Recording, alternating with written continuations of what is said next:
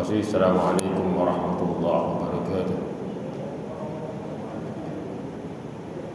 Alhamdulillahilladzi hadana li hadza wa ma kunna linahtadiya laula an hadana Allah. Asyhadu an la ilaha illallah wahdahu la syarika lah. Wa asyhadu anna Muhammadan abduhu wa rasuluhu la nabiyya ba'dahu. Allahumma shalli ala Muhammadin wa ala alihi wa ashabihi ajma'in.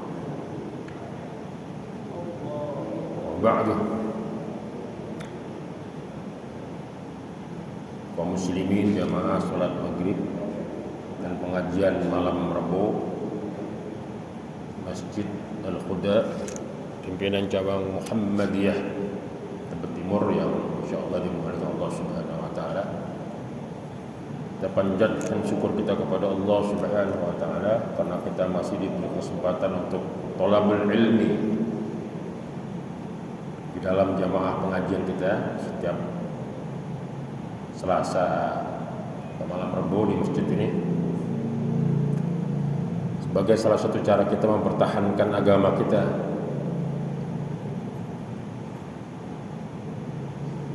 Akan doanya jelas, Rabbana la tuzigh qulubana ba'da idh hadaytana wa hab lana min ladunka rahmah innaka antal wahhab.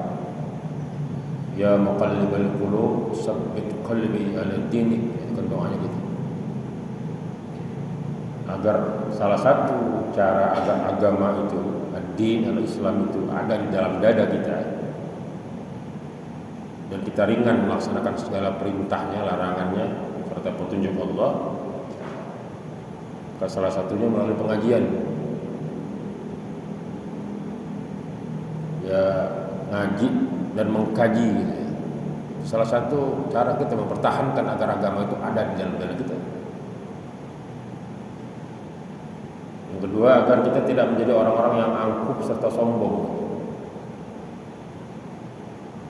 Itu penting. Karena walaupun mungkin pemahamannya berbeda, al-ilmu nurun, ilmu itu cahaya. Maka berbeda antara orang-orang yang berilmu dengan orang-orang tidak berilmu di dalam memahami agama. Maka salah satu cara untuk mempertahankan dimensi keagamaan itu agar tetap berada di dalam dada kita, salah satu caranya adalah dengan pengajian, mengaji dan mengkaji. Kemudian salawat dan salam sekiranya terlimpahkan kepada junjungan kita Rasulullah Muhammad sallallahu alaihi wasallam beserta keluarganya, para sahabatnya. Dan kita sekalian yang harus berbahagia.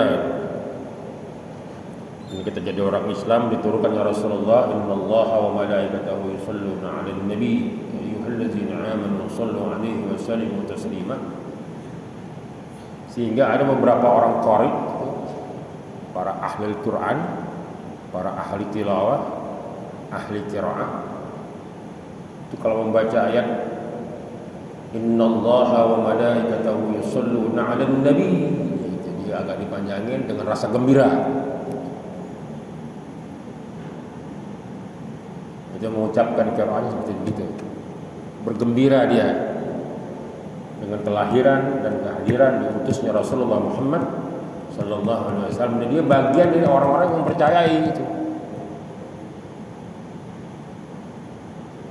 Bahkan sebagian orang mengatakan cukup dengan kegembiraan itu sudah memberikan kita kesempatan untuk mendapatkan syafaatnya Rasulullah Muhammad sallallahu alaihi wasallam. Di saat kita tidak mampu, di saat amal-amal kita tidak mampu membuka pintu surga, di antara amal-amal kita nggak mampu menarik rahmat Allah, insya Allah dengan syafaatnya Rasulullah, dikarenakan kita cinta kepada beliau, memperbanyak selawat kepada beliau, insya Allah kita menjadi bagian orang-orang yang mendapatkan syafaatnya. Yang uniknya lagi bahwa tidak akan diterima ibadah seorang hamba itu jika tidak berakibat kepada Rasulullah. Itu uniknya. Tidak akan tercapai segala macam hasratnya itu jika tidak beruswah dan berkutuah kepada Rasulullah Muhammad sallallahu alaihi wasallam. Itu uniknya itu. Kita iseng aja nih, salawat, iseng aja salawat, itu Allah terima. apalagi kita serius gitu.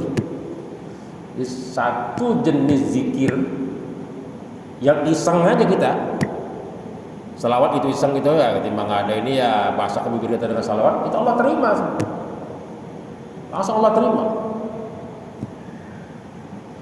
Itu keunikannya salawat. Banyak keunikan-keunikan lain, tapi yang jelas ati Allah wa ati Rasul la'alakum turhamun. Jadi barang siapa yang mentaati Allah dan Rasulnya, Allah memberikan rahmat kepadanya. Itu yang penting. Dan itu bergandengan itu ati Allah wa ati Rasul, itu enggak dipisah. Enggak ati Allah aja gitu, enggak. Jadi tawazun, seimbang dia. Di dalam banyak ayat kan banyak itu ayat. Alam nasrah laka sadrak wa wada'na anka wizrak allazi anqadha dhahrak wa rafa'na laka dzikrak. Sama. Disejajarkan namanya Rasul dengan Allah itu. Jadi kalau ada orang yang hanya taat kepada Rasul atau kepada Allah, tidak taat kepada Rasul, enggak diterima ibadahnya Allah. Bahkan mungkin enggak dianggap Islam. Harus ada setimbang dia, tawazun, setimbang dia. Dan keseimbangan itu harus betul-betul dijaga. Nggak boleh enggak. Nah, makanya saat seseorang Muslim itu kan dia ingin menjadi orang Islam atau kembali kepada fitrah Islam, itu dia mengucapkan syahadat asyhadu an la ilaha illallah wa asyhadu anna Muhammadan abduhu wa rasuluh. Kaum muslimin ini berbahagia pada kesempatan sekarang ini, singkat karena nanti Isya itu jam 18.59 kalau tidak salah, 1 menit sebelum pukul 19. Ya, ini waktu ideal ngaji, jadi nggak usah panjang-panjang ngajinya, asal intinya dapat. Hari ini kita akan bicara tentang ini, sebentar kan mau Idul Adha nih, Al-Adyan, Mudhahib dan segala macam ini, istilah-istilah itu akan kita terima nanti sebentar lagi nih, insyaallah. Bahkan sekarang haji sudah masuk, mungkin nanti setelah tanggal 26 itu kloter kedua gitu. Berarti mereka langsung ke Makkah Al-Mukarramah. Kloter pertama langsung ke Madinah, ngambil arba'in di sana. Ini setelah tanggal 26 lah, itu sudah masuk kloter kedua, langsung mereka ada di Makkah. Jadi enggak ke Madinah lagi, nanti baru ke Madinah selesai mereka haji. Kalau kita bicara haji, itu kaitannya dengan Ibrahim alaihissalam, Ismail, Hajar. Karena tapak tilas mereka yang menjadi unsur kemudian terbentuk ibadah haji. Walaupun Ka'bah itu kan sudah dibikin sejak zamannya Nabi Adam alaihissalam. Maka di saat Allah memerintahkan orang salat menghadap Baitul Maqdis, Al-Aqsa, itu akan menjadi bahan ejekan orang-orang Yahudi. Mana itu agamanya Muhammad? Kiblatnya aja masih ke Haikal Sulaiman katanya. Maka Nabi menatapkan wajahnya ke langit, nggak ngomong hatinya juga malu dia kepada Allah, cuma dong aja mukanya terus. Ya, kalau kita baca dari mulai juz Saikulus ya, Saikulus itu orang-orang yang bodoh artinya. Kalau kita baca itu Saikulus itu ayat-ayat yang menceritakan perpindahan kiblat dari Baitul Maqdis Al-Aqsa ke Masjidil Haram. Mana yang lebih tua? Ya tua anak Ka'bah lah. Maka kiblatnya itu diarahkan kepada yang lebih tua lagi, yaitu zamannya Adam, kemudian dibina oleh Ibrahim dan Ismail. Sementara kan Al-Aqsa itu kan mudaan di zamannya Sulaiman gitu. Jadi ini menunjukkan dimensi strategis sejarah yang demikian rupa yang tidak bisa dibantah oleh siapapun. Itu uniknya Islam itu, sebagai agama maupun sebagai konsep. Baik Islam sebagai sistem, belief system, maupun Islam sebagai sistem kepercayaan, tidak bisa dibantah keberadaannya. Itu luar biasa. Dan memang tidak ada logika yang bisa membantah itu. Fakta sejarah pun tidak ada yang bisa membantah keberadaan Islam itu sejak awal dari Adam alaihissalam. Termasuk keberadaan Ka'bah di Makkah Al-Mukarramah, Al-Baqqah Al-Mukarramah. Tidak ada itu. Maka tapak tilas haji itu selalu berkaitan dengan keberadaan keluarganya Nabiullah Ibrahim alaihissalam, Nabiullah Ismail dan Hajar. Akan selalu begitu. Jadi gaya hidup mereka itu. Nah, dalam konteks Al-Quran itu ada perintah. Kalau kita buka surat Al-Mumtahanah, Al-Mumtahanah itu surat yang ke 60. Al-Mumtahanah itu kalau nggak salah maknanya perempuan-perempuan yang mengadu, yang protes gitu. Ada Al-Mujadilah, itu perempuan-perempuan yang protes, ini perempuan-perempuan yang mengadu. Al-Mumtahanah.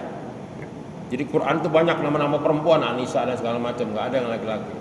Ini uniknya perempuan itu. Jadi begitu hebatnya Islam itu mengagungkan keberadaan perempuan itu. Saya lebih suka bilang perempuan ketimbang wanita,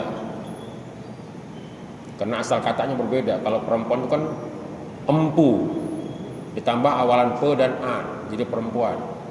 Perempuan, empu itu orang yang menata kehidupan, menata sesuatu. Sementara kalau wanita itu kan, kalau secara dalam bahasa Jawa ini ditoto gitu. Ya pasrah aja ditata ini enggak. Jadi tidak menggambarkan esensi keberadaan perempuan sebagai seorang ibu bagi anak-anaknya gitu. Maka kata perempuan lebih bisa dipakai untuk memahami fungsi penting perempuan di dalam menata masa depan generasi gitu. Nah, di dalam surah Al-Mumtahanah ayat 4 itu ada perintah, walaupun sebenarnya tidak perintah langsung. A'udzubillahi samiil 'alim minasyaitonir rajim. Ayat 4 dan ayat 6 itu menjadi fokus kita sebelum kepada inti pelajaran kita.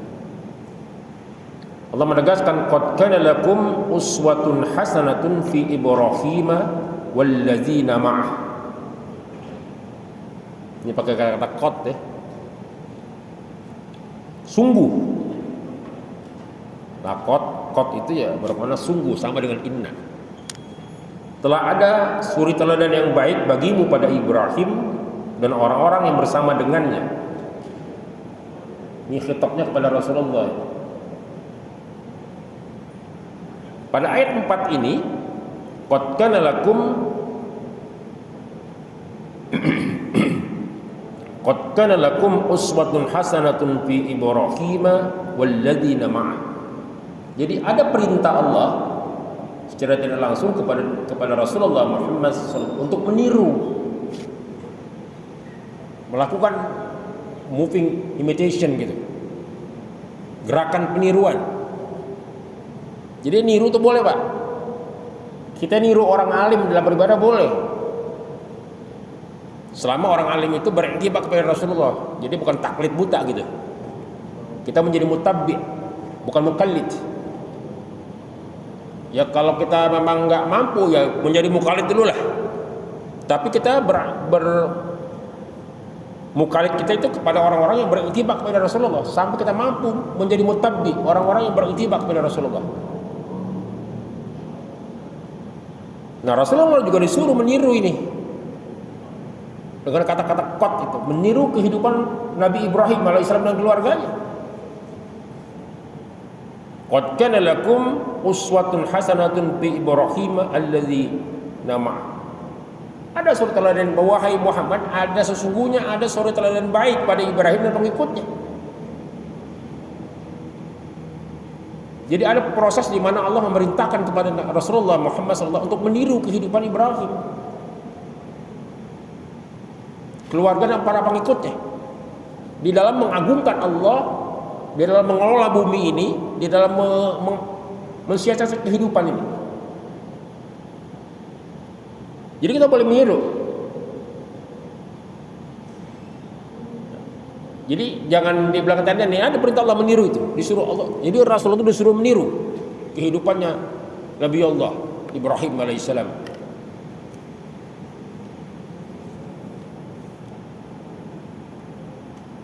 Dalam ayat ini konteksnya adalah ketika mereka berkepada kaumnya, sesungguhnya kami berlepas diri dari kamu, dari apa yang kamu sembah selain Allah. Jadi dalam dimensi tauhid itu Ibrahim itu nggak ada tandingannya. Karena dia bertauhid dengan logika yang cerdas, dengan hati yang bersih, dengan pertimbangan akal yang sehat. Dia meneliti keberadaan Tuhan itu dari mulai melihat bintang, bulan, matahari, sampai dia mengatakan, oh tidak, Tuhan itu tidak begini. Maka lahirlah maklumatnya. Inna salati wa nusuki wa mayyahya wa mati lillahi rabbil alamin. Itu komitmennya dia. Itu maklumatnya setelah dia meneliti keberadaan Tuhan itu. Bahwa yang namanya Tuhan itu ya harus aksalan dulu ya maha luar biasa, nggak seperti matahari itu tenggelam gitu, nggak ada begitu. Pada dimensi tauhid itu Allah Subhanahu wa taala betul-betul meminta kepada Rasulullah Muhammad untuk meniru sikap hidupnya Ibrahim. Jadi boleh Pak niru itu boleh. Niru yang baik-baik itu boleh, ada dalilnya. Jadi bukan tidak ada dimensi dasar kerjanya, ada. Dan dipertegas lagi pada ayat 6. Sebelum sampai ke ayat 6 itu ada doa Rabbana la taj'alna fitnatul lil ladzina kafaru waghfir lana Rabbana. Ya Tuhan kami, janganlah Engkau jadikan kami sasaran fitnah bagi orang-orang kafir, dan ampunilah kami. Jadi dari dulu juga yang namanya orang-orang yang mengagungkan Allah dengan tauhidnya itu menjadi sasaran fitnah orang-orang yang bodoh di antara kita. Jadi orang-orang yang memperjuangkan tauhid yang murni itu akan musuhnya orang-orang bodoh. Dan salah satu cara mereka memfitnah keberadaan orang-orang yang bertauhid itu. Itu juga dialami oleh Nabi Allah Ibrahim. Dan pada ayat 6 lagi Allah menegaskan lagi, laqad kana lakum fihim uswatun hasanatun liman kana yarjullaha wal yaumal akhir. Penegasannya ayat 6. Sungguh pada mereka itu Ibrahim dan umatnya terdapat suri teladan yang baik bagimu. Bagi siapa? Bagi orang yang mengharapkan pahala Allah dan keselamatan pada hari kemudian, dan barang siapa berpaling maka sesungguhnya Allah dia yang maha kaya lagi maha terpuji. Jadi di dalam surat Al-Mumtahan itu 2 kali Allah itu meminta. Dia meminta, menegaskan kepada Rasul bahwa ada suri teladan yang baik yang dapat diperoleh dari kehidupan Ibrahim, wahai Muhammad, begitu kira-kira. Nah kemudian Rasulullah meniru itu. Dan kedua orang Rasul itu, kedua orang hamba Allah yang luar biasa ini kemudian diabadikan di dalam salawat di setiap sholat kan. Allahumma salli ala Muhammadin wa ala ali Muhammad kama sallaita ala Ibrahim wa ali Ibrahim, seterusnya. Berilah keberkahan kepada Muhammad sebagaimana kau memberikan keberkahan kepada Ibrahim, kan begitu. Dan setelah pada konteks yang lain Rasulullah Muhammad SAW berhasil itu meniru kehidupan, bahkan lebih sempurna lagi kehidupannya. Itu ada di dalam surah Al-Ahzab 21. Di dalam surat Al-Ahzab ayat 20 yang tenar itu ayatnya, laqad kana lakum fi Rasulullah uswatun hasanah, dan seterusnya. Al-Ahzab ayat 21 surat ke-33.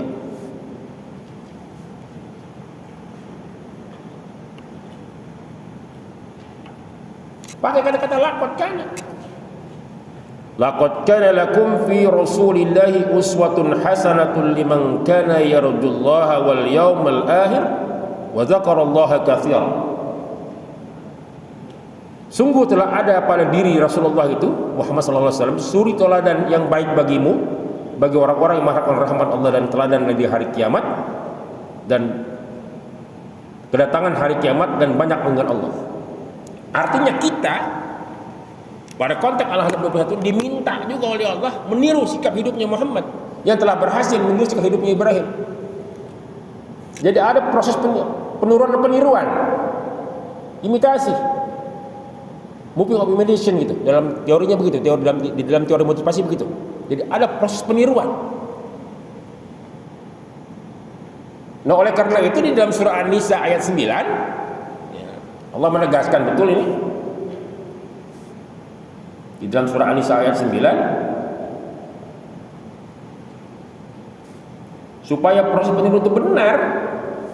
Ayat 9 Allah menegaskan wal yahsal ladzina law taraku min khalfihim zurriyatan di'afan khafu 'alaihim falyattaqullaha wal yaqulu qaulan sadida. Kita lihat ini kaitannya gitu loh. Dan hendaklah takut kepada Allah orang-orang yang sekiranya mereka meninggalkan keturunan yang lemah di belakang mereka, yang mereka khawatir terhadap kesejahteraannya. Oleh karena sebab itu hendaklah mereka bertakwa kepada Allah dan hendaklah mereka berbicara dengan tutur kata yang benar. Jadi kalau kita sebagai orang tua ingin dikenang kebaikan oleh anak, ya ini ayatnya. Ingin sebagai orang tua yang santun, yang berlemah lembut, jujur, baik, pekerja keras, ini ayatnya. Supaya peniruan itu berjalan benar gitu loh. Ya ini enggak nirunya jelek-jelek aja. Orang tua yang ngerokok dia ngerokok juga ya enggak? Orang tua ngomongin kasar ikut kasar juga kan, ngaco jadinya gitu tuh di dalam proses peniruan generasi itu. Kan jelas ini. Allah menegaskan betul itu kan, dibuka dengan wal yakhsal ladzina law taraku min khalfihim zurriyatan di'afan khafu 'alaihim falyattaqullaha wal yaqulu qaulan sadida. Dan hendaklah takut kepada Allah orang-orang yang sekiranya mereka meninggalkan keturunan yang lemah di belakang mereka, yang mereka khawatir terhadap kesejahteraannya. Ini dikuli amri dimensi keagamaan, pola pikir, kehidupan duniawi, ekonomi, pendidikan. Itu kan benar-benar kesejahteraan yang dipahami oleh orang-orang sekarang. Wah, betapa bahagianya orang tua itu jika anaknya hafal Quran 30 juz. Oh, bahagia betul lah. Sejahtera berarti dia. Karena salah satu indikasi kesejahteraan adanya kebahagiaan Evanis. Di samping ada lagi yang lain misalnya, yaitu pemimpin yang taat, negara yang aman, ya kan? Hajat hidup yang terpenuhi di sebuah tempat yang dia hidup itu juga sejahtera. Al-Quran menceritakan demikian. Tetapi memiliki generasi yang luar biasa itu memang tidak mudah. Harus ada masih proses peniruan di dalam pendidikan. Salah satunya apa? Hendaklah orang yang ditiru itu bertakwa kepada Allah dan selalu berkata benar, qaulan sadidan. Nggak bohong, nggak janji mulu, tapi kan terpenuhi janjinya. Ya, sehingga apa? Sehingga niatnya, pikirannya, perasaannya, kata-kata, tindakannya itu satu jalur baik betul. Jadi kalau niatnya baik, ya otomatis pikirannya akan baik. Jika pikirannya baik, otomatis perasaannya akan baik. Kalau perasaannya baik, tentu kata-katanya juga akan yang keluar juga baik. Kaulan sadidan, kaulan yaninan, kaulan ma'rufan, macam-macam. Kalau kata-katanya baik, tentu tindakannya juga akan baik. Nggak mungkin nggak baik. Gitu. Itu adanya syarat-syarat proses peniruan di dalam kehidupan, terutama di dalam dunia pendidikan anak itu luar biasa. Tarbiyatul aulad ya, itu harus biasa, harus betul-betul dipahami proses, bahwa ada proses peniruan dari seorang anak terhadap tokoh yang dia tiru. Seperti Power Ranger dulu kan gitu. Wah, di mana-mana berubah gitu. Anak-anak kan selalu senang banget ngomong gitu tuh. Di mana-mana berubah gitu. Ya karena proses peniruan. Itu yang masuk ke dalam memori hidupnya. Kalau kemudian memori hidup gitu tebak kan susah kita memperbaikinya gitu. Makanya dari awal Quran sudah menjelaskan berhati-hati di dalam mendidik anak karena adanya proses imitasi. Di dalam teori sosial ada namanya teori imitasi kan? Teori peniruan. Yang akan terus bergerak. Makanya moving imitation itu akan terus bergerak di dalam proses peniruan itu. Nah sehingga kalau orang itu ingin memiliki manfaat dan dikenang sebagai orang-orang yang baik, yang memiliki jasa, memiliki pekerjaan baik, yang ditinggalkannya bagus, dikenang sepanjang zaman kebaikannya, maka dimensi niat, pikiran, perasaan, kata-kata dan tindakan harus betul-betul terkontrol dengan hukum-hukum Tuhan, hukum-hukum Allah. Apakah Ibrahim tidak pernah berdoa agar menjadi orang yang dikenang, diucapkan, menjadi tutur kata orang-orang baik di belakang? Wah, Ibrahim mendoakan itu. Yang ini jarang sekali ada dalam pengajian gitu loh. Kalau bicara Ibrahim, bicara sofat kan 102 dan seterusnya gitu kan. Tapi ayat ini jarang dipakai. Di dalam surah As-Surah, surah ke-26, ayat 83-84. Di dalam surat As-Su'ara. As-Su'ara itu para penyair yang lagi ramai sekarang dari paham itu. As-Su'ara, para penyair, para pemusik kalau kata itu perdebatan 1500 tahun yang lalu itu masalah As-Su'ara itu. Ya orang-orang sana ya, orang-orang timur, orang Arab mengatakan pemusik itu ya para penyair. Gitu.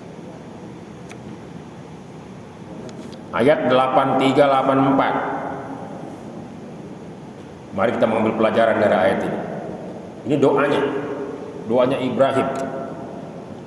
Rabbi habli hukmau wa alhiqni bis salihin. Ibrahim berdoa, ya Tuhanku, berikanlah kepadaku ilmu dan masukkan aku ke dalam golongan orang-orang yang saleh. Bahkan di dalam surat Toha juga ada perintah.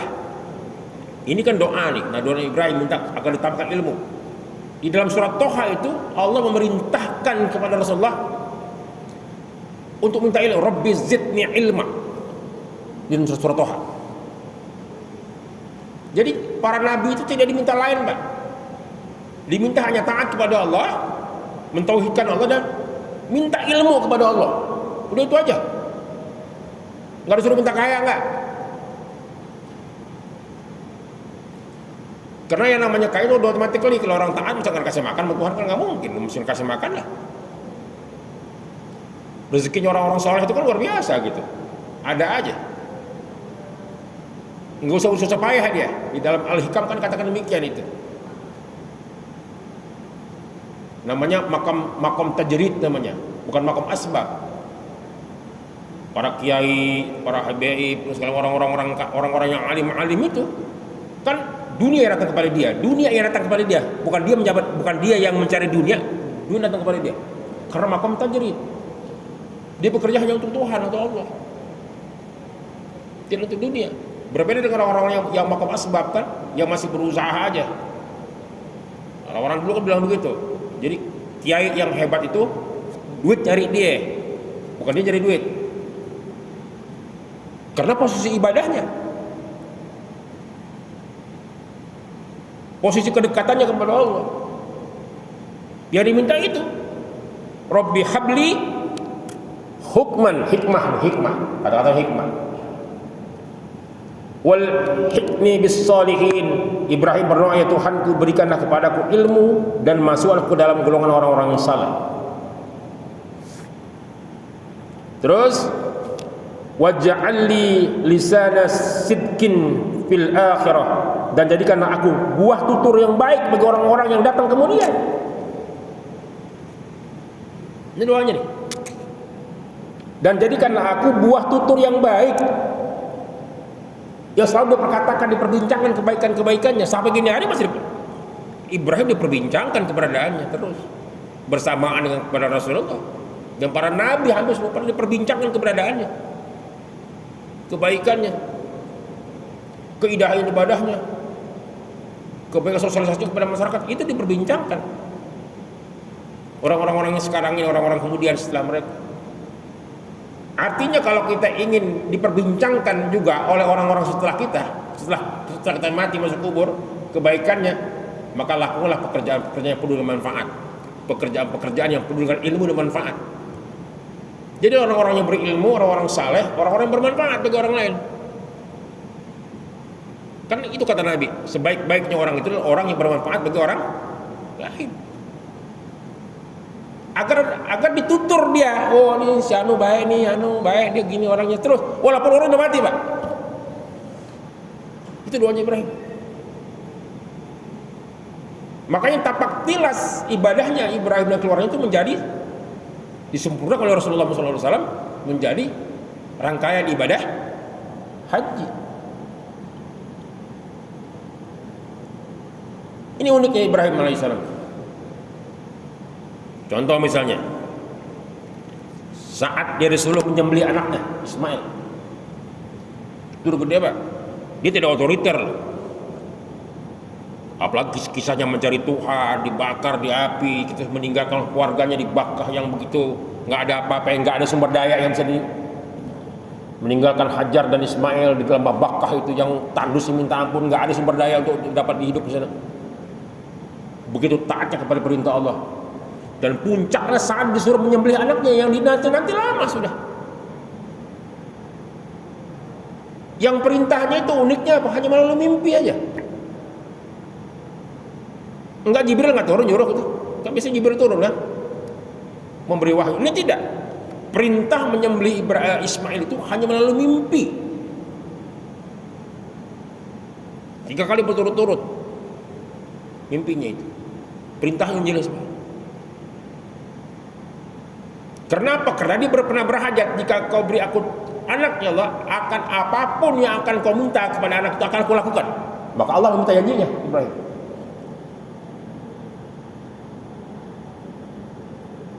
Disuruh menyembelih itu. Ini unik, melalui mimpi.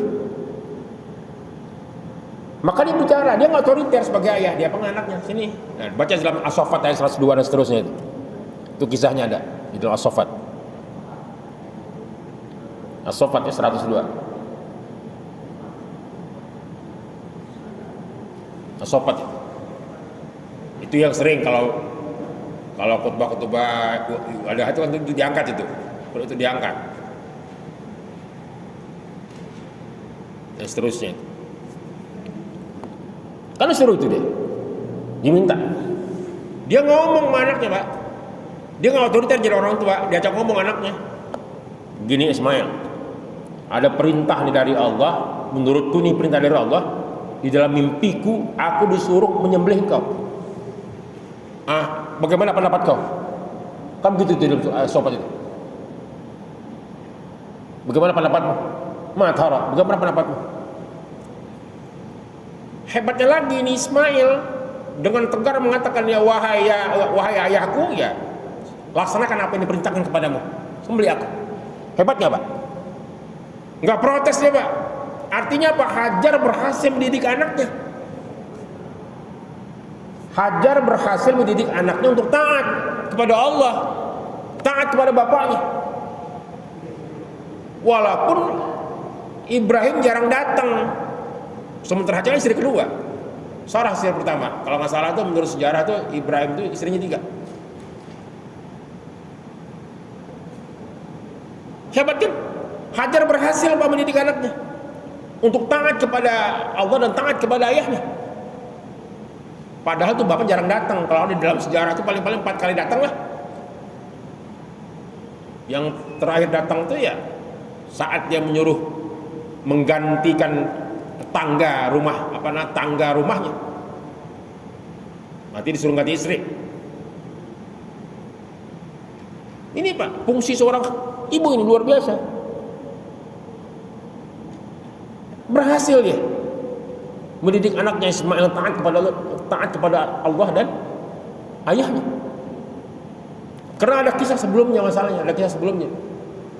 Di saat ada perintah dari Allah untuk membawa dari Mesir nih anaknya menuju sebuah lembah yang tandus, bahkan menyeberang lautan kata orang gitu, sampai ke Bakkah di Hijaz itu kan jauh juga. Anaknya harus tinggal di Bakkah itu lembah ya. Sebenarnya saya nggak begitu, karena tadi juga ada kehidupan di sana. Karena di sana juga ada bekas-bekas Ka'bah, bekas-bekas bangunan pertama di dunia itu di bumi ini yang dibangun oleh Adam alaihissalam dan keluarganya yang tergerus oleh zaman. Dibawalah tuh Hajar dan Ismail masa kecil ke sana. Yang tidak ada potensi kehidupan sama sekali di sana. Taruh di sana dia. Habis taruh dia pergi aja. Dipanggil sama Sarah, sama Hajar. Wahai suamiku, kenapa kau tinggalkan kami di sini? Dengan bekal cuma seadanya aja. Itu bekal cuma seminggu Pak, bekal itu Pak. Hari cuma seminggu, setelah itu ya habislah gitu. 3 kali itu cuek aja berjalan terus, nggak menengok belakang, dia juga nggak enak hati kan. Terus sampai Hajar memanggilnya yang keempat kali, wahai Nabiullah Ibrahim. Udah dipanggil suamiku soal dicuek aja terus, wahai Nabiullah Ibrahim, apakah karena Allah engkau tinggal kami di sini? Apakah karena Allah kau tinggal kami di sini? Maka berbaliklah Ibrahim. Naam, ya betul, karena Allah. Karena perintah Allah, karena Allah kau tinggalkan, engkau aku tinggalkan di sini, kata Ibrahim. Setelah mendengar itu apa kata Hajar? Oh, kalau karena Allah silakan kau pergi. Tunaikan tugas yang lain, tinggalkan kami di sini bersama Allah. Itu kata Hajar. Jadi kalau sudah Allah yang perintah, sami'na wa ata'na, nggak ada urusan, nggak mungkin Allah nggak tolong. Ini hebatnya keluarga tauhid ini. Kalau memang karena Allah, kami siap tinggal di sini.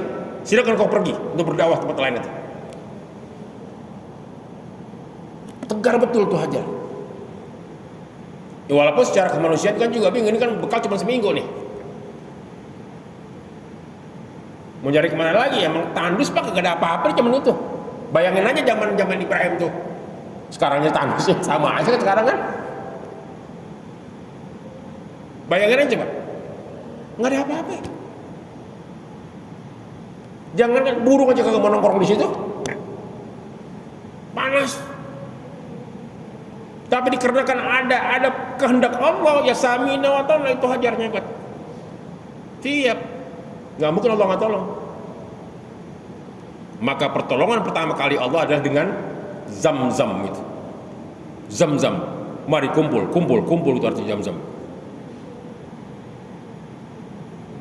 Dan itu ada sejarahnya lagi gitu. Kenapa di situ ada sumber Zam-Zam? Ada lagi sejarah nanti. Tapi yang pelajaran dapat kita ambil bahwa begitu yakinnya mereka dengan adanya, dengan perintah Allah itu, dan mereka nggak ragu sedikit pun. Jadi aneh kalau orang-orang sekarang dengan banyak fasilitas begini ragu dengan keberadaan Allah, ragu dengan rezeki Allah. Wah, kan luar biasa gitu. Kaum muslimin yang berbahagia, beda antara manajemen ilahiyat dengan manajemen manusia itu beda. Boleh dibuka surah Al-Baqarah 29. Boleh dibuka itu Al-Baqarah 29. Kita balik ke Al-Baqarah 29.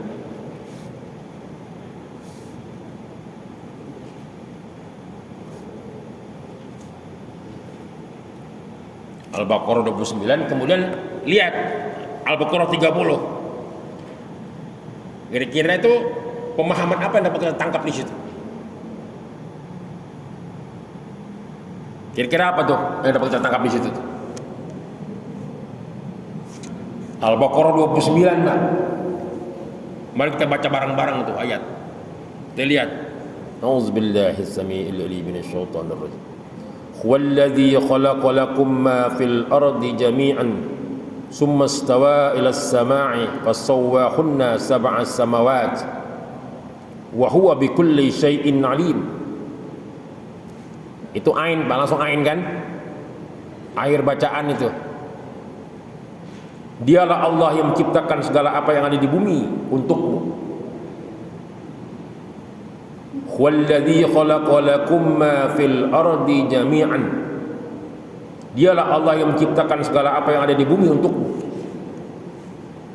Tsumma istawa ila as-sama'i fasawwahunna sab'as samawat.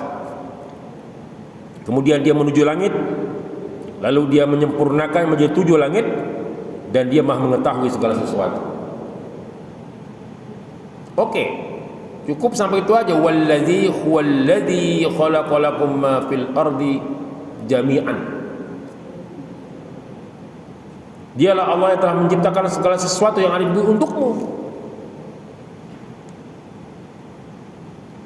Duluan mana? Dengan ayat 30.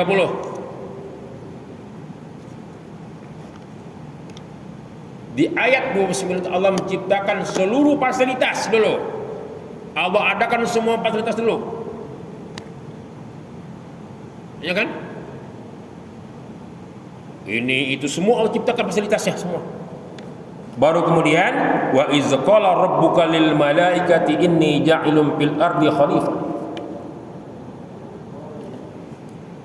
Kebayang apa kira-kira Pak hubungannya? Dan ingatlah ketika Tuhanmu berfirman kepada para malaikat, aku hendak menjadikan khalifah di bumi. Sementara pada ayat 29, wallazi khalaqalakum ma fil ardi jami'an.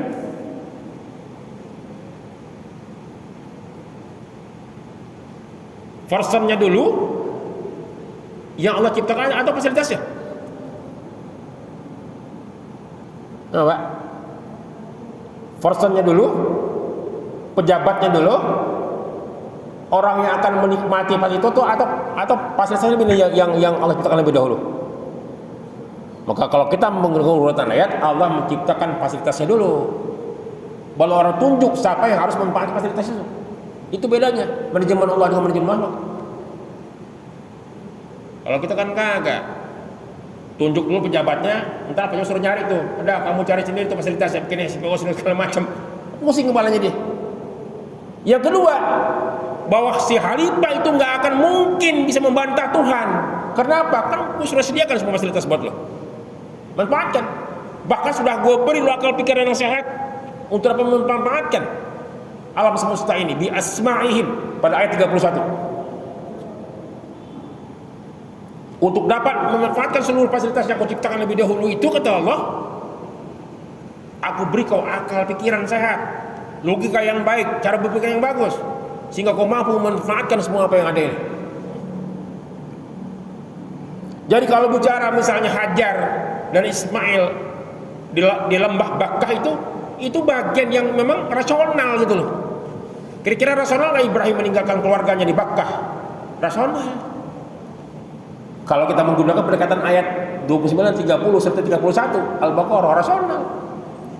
Karena begitu banyak orang-orang yang mengatakan, wah ini Ibrahim nggak rasional nih, irasional Ibrahim meninggalkan keluarganya di lembah Bakkah yang ada apa-apanya. Tapi jika sudah bersama Allah, semuanya menjadi rasional. Akan ada fasilitas itu.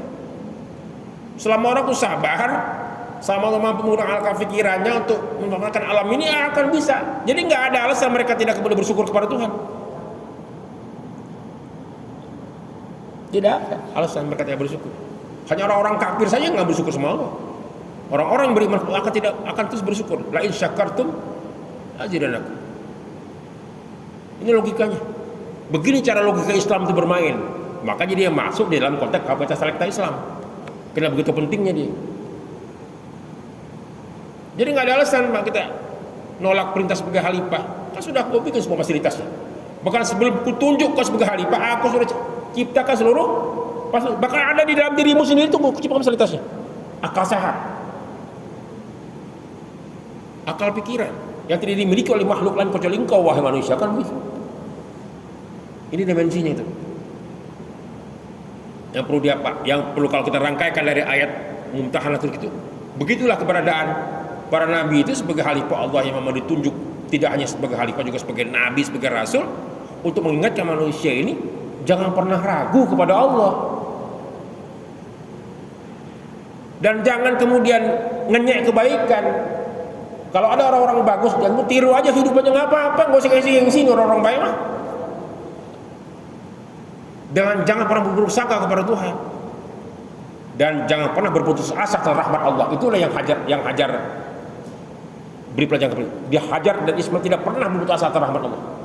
Min rauhillah, nggak pernah nih putus asa. Dia yakin kalau sudah Allah selesai semua urusan. Nah sekarang persoalan kita begitu kagak kan gitu. Jadi agama ini memang luar biasa, Islam itu luar biasa. Karena dia mampu memberikan sesuatu yang luar biasa juga. Jadi kalau strong system itu hanya dapat dijaga oleh strong man. Jika Islam itu pakai strong system, sebuah sistem yang kuat, maka umat itu harus kuat juga menjalankan sistem itu, jangan lemah. Ini baru dikertak aja lemah. Nah, nggak bisa begitu kita berpikir di dalam konteks rangkaian kisah Ibrahim itu sampai kepada titik yang paling tinggi itu bentuk kehalipan manusia itu semuanya rasional di mata Allah, tidak ada yang rasional. Nah, ini jadi dari Al-Mumtahanah itu kita berjalan memahami dimensi peta Al-Quran itu untuk memahami bahwa sesungguhnya kita sebagai khalifah Allah itu tidak akan pernah ditinggalkan oleh Allah. Nah, tinggal kita tanya lagi bagaimana mentaati Allah itu dengan akal pikiran sehat kita, dengan agama yang kita miliki, sehingga kita menjadi hamba-hamba Allah yang ibadur rahman, gitu. Orang-orang ini hamba-hamba yang Allah sayangi untuk menapak kehidupan dunia dan akhirat nanti. Saya pikir demikian. Rabbana atina fid dunya hasanah wa fil akhirati hasanah wa qina azabannar wa adkhilna jannata ma'al abrar ya aziz ya ghaffar rabbul alamin. Rabbana ya taqabbal du'a. Demikian saja. Mohon maaf jika ada kata-kata yang terlalu cepat dan segala macam, karena begitulah manusia itu sesungguhnya. Fastabiqul khairat, nasrun minallah wa tawfiq qarib wa basyiril mu'minin. Wassalamu alaikum warahmatullahi wabarakatuh.